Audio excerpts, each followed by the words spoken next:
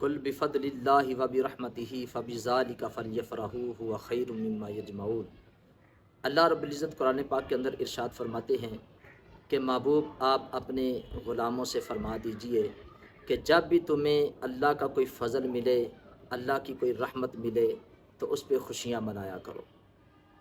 اب اللہ کا فضل اور اس کی رحمتیں بے شمار ہیں، بے شمار اللہ کے فضل ہیں، کوئی چھوٹا فضل ہے، کوئی بڑا فضل ہے۔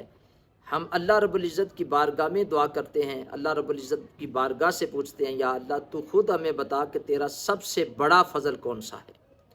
تو اللہ رب العزت قرآن پاک کے اندر فرماتے ہیں یا ایھا النبی انا ارسلناک شاہدا ومبشرا ونذیرا وداعیا الی اللہ باذنہ وسراجا منیرا۔ اللہ تعالیٰ اپنے محبوب کی صفات کو پہلے بیان فرماتا ہے کہ اے نبی ہم نے آپ کو مبشر بنا کے، شاہد بنا کے، نذیر بنا کے، داعی اللہ بنا کے، سراج منیر بنا کے اس کائنات کے اندر بھیجا۔ اور پھر ساتھ ہی اللہ تعالیٰ آگے فرماتا ہے وَبَشِّرِ الْمُؤْمِنِينَ بِأَنَّ لَهُم مِّنَ اللَّهِ فَضْلًا كَبِيرًا۔ مبارک ہو، بشارت ہو ایمان والوں کو۔ اللہ فرماتا ہے کہ میں نے اپنا سب سے بڑا فضل جو ہے وہ تمہیں عطا کر دیا ہے۔ اور وہ فضل کون سا ہے؟ جس کی اللہ نے پہلے صفات کو بیان کیا۔ اللہ نے اپنے نبی کی صفات بیان کرنے کے بعد فرمایا کہ ایمان والو میں تمہیں بشارت دیتا ہوں، خوش ہو جاؤ، جو میرا سب سے بڑا فضل میرا محبوب ہے وہ میں نے تمہیں عطا کر دیا ہے۔ اب پتہ چلا قرآن کی اس نص سے کہ اللہ کا سب سے بڑا جو فضل اس کائنات کے اندر وہ نبی پاک صلی اللہ علیہ وسلم کی ذات بابرکات ہے۔ اور پھر اللہ کی رحمت جو ہے وہ کون ہے سب سے بڑی رحمت؟ خود اللہ قرآن پاک میں فرماتا ہے وما ارسلناک الا رحمت للعالمین۔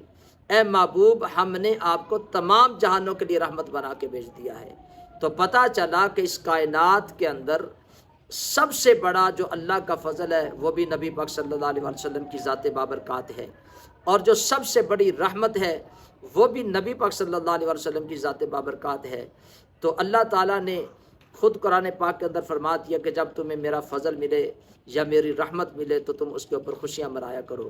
تو اسی لیے ہر بندہ مومن جب بھی نبی پاک صلی اللہ علیہ وسلم کے میلاد کے دن آتے ہیں تو نبی پاک صلی اللہ علیہ وسلم کی آمد پر خوشیاں مناتے ہیں، نبی پاک صلی اللہ علیہ وسلم کی آمد پر محفل نعت کا اہتمام کرتے ہیں، نبی پاک صلی اللہ علیہ وسلم کی آمد پر قرآن پاک کی تلاوت کا اہتمام کرتے ہیں، وہ نبی پاک صلی اللہ علیہ وسلم کے آنے کی خوشی میں غریبوں کے اندر لنگر تقسیم کرتے ہیں۔